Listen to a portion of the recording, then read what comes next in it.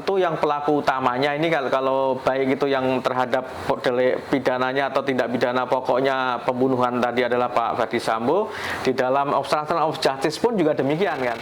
Selamat sore Prof, kita ketemu lagi Ya. Prof. Selamat sore Mbak. Kita mau membahas terkait dengan yang sedang booming Prof. Ya. Untuk mencairkan suasananya kayaknya kita minum dulu kali ya Prof ya. Oke, minum lagi kita. Siap, terima kasih.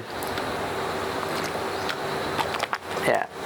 Oke, kita mau membahas terkait dengan kematian Brigadir Joshua dan terkait dengan Ferdy Sambo nih Prof. Ada yang mengkualifikasikan untuk kasus tersebut masuk ke dalam obstruction of justice. Di mana memang kita mau kupas tuntas Prof. Boleh, saat boleh. ini ya Prof ya. Okay. Kita langsung kupas tuntas di ngobrol hukum on konstitusi bersama dengan Profesor Agus. Oke, mungkin pertanyaan yang pertama nih Prof. Menurut Profesor, bagaimana pendapat Profesor terkait dengan kasus dari Ferdy Sambo ini Prof? Pertama begini, masyarakat harus tahu bahwa ini ada dua perbuatan pidana. Yang pertama adalah berkaitan dengan perbuatan pidana pokoknya, yaitu kasus pembunuhan terhadap korban Brigadir Joshua, dan satu lagi adalah yang masuk dalam kualifikasi menghalang-halangi proses hukum yang dikenal dengan istilah obstruction of justice. Nah, saya kira ini yang harus kita jelaskan kepada masyarakat. Kasus yang perkara pokoknya yaitu berupa tindak pidana pembunuhan, yaitu dengan terdakwanya Pak Ferdy Sambo dan lain-lain ya, ada beberapa terdakwanya. Kemudian di satu sisi juga ada kasus yang berkaitan menghalang-halangi proses hukum itu. Nah, terdakwanya juga ada Pak Ferdy Sambo dan yang lain-lainnya.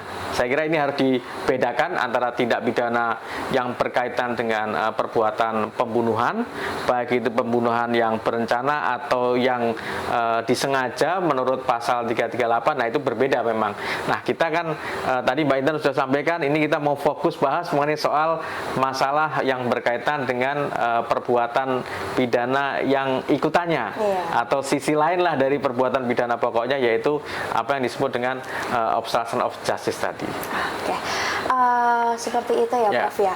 Kalau dari masyarakat umum nih Prof ya, kita kan termasuk saya ya Prof ya, untuk obstruction of justice ini kan kita masih asing ya Prof ya. Sebenarnya bagaimana sih Prof untuk ketentuan perundang-undangan dari obstruction of justice? Pertama begini, obstruction of justice itu kalau kita lihat di dalam kitab Undang-Undang Hukum Pidana ada aturan yang mengatur tentang itu. Ya, seperti di pasal 221, pasal 233.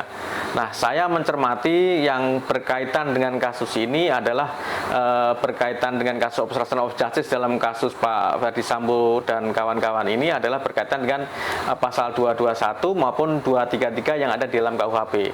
Memang ada juga pasal yang berkaitan dengan obstruction of justice yang lainnya, yaitu khusus untuk tindak pidana korupsi. Nah, ini kan tidak masuk dalam kategori yang ini. Ya, di pasal 21 Undang-Undang Tindak Pidana Korupsi ada mengatur itu. Khusus untuk yang kasus yang obstruction of justice dalam perkara Pak Ferdy Sambo ini adalah memang yang ada di dalam KUHP. Intinya adalah baik itu pasal 221 maupun 233 KUHP itu adalah menghalang-halangi proses hukum. Nah, proses hukum itu ada yang dalam kategori dalam tahapan penyidikan, ya, di tingkat penyidikan oleh kepolisian.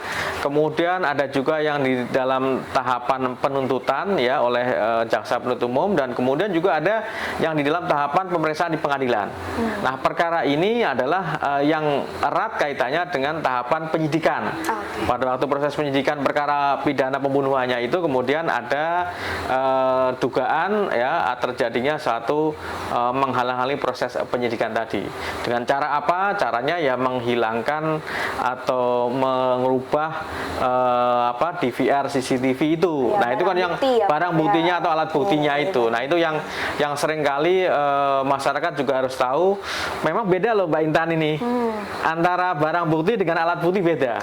Beda. Jadi kalau barang bukti ini adalah barang-barang atau benda-benda yang memang ada kaitannya dengan tindak pidana. belum tentu ini bisa dijadikan sebagai alat bukti. Nah, kalau alat bukti itu ada di KUHP tuh. Ada di 184 KUHP, ada jenis-jenis alat bukti. Ada keterangan saksi, kemudian ada surat, alat bukti surat, alat bukti petunjuk, keterangan ahli, dan kemudian yang terakhir ya keterangan terdakwa. Itu semua alat bukti. Jadi harus dibedakan nih supaya masyarakat tahu gitu, Mbak Indah. Karena jujur Prof, ini saya juga ilmu baru terkait dengan alat bukti dan barang bukti gitu ya. Buat teman-teman juga jadi ilmu baru terkait dengan pandangan tentang hukum ya Prof ya. Oke. Untuk selanjutnya untuk pasal-pasal terkait dengan obstruction yang tadi, obstruction of justice ya Prof. Apakah bisa untuk diterapkan dalam kasus dari Ferdy Sambo ini?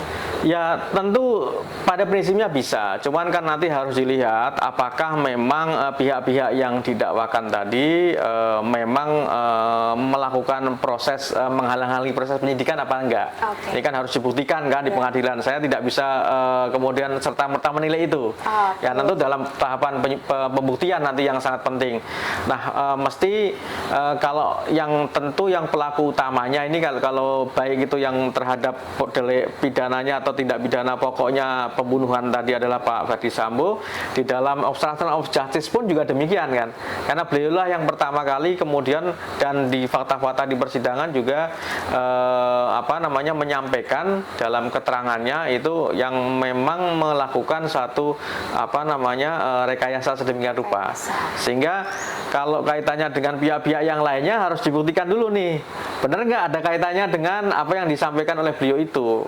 Nah kalau nggak ada ya jangan dipaksakan kemudian untuk kemudian dimintai pertanggungjawaban berkaitan dengan ini. Intinya dalam hukum tuh gini Mbak Intan, siapapun yang berbuat melakukan satu tindak pidana itu dia harus bisa dimintai pertanggungjawaban pidana.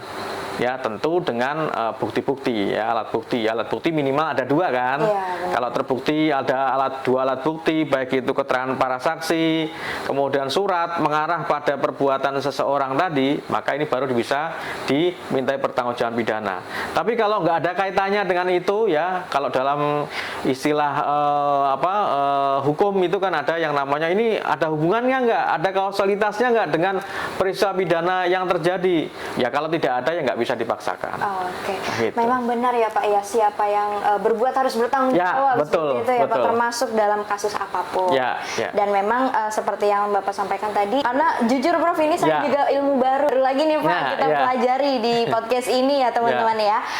Untuk selanjutnya ini Intan mau bahas nih Prof, kan ada yang para ahli membandingkan antara kasus Ferdy Sambo ini dengan kasus Rizik Syihab, di mana memang terkait dengan soal penerapan kausalitas. Prof. Menurut Profesor sendiri seperti apa sih Prof?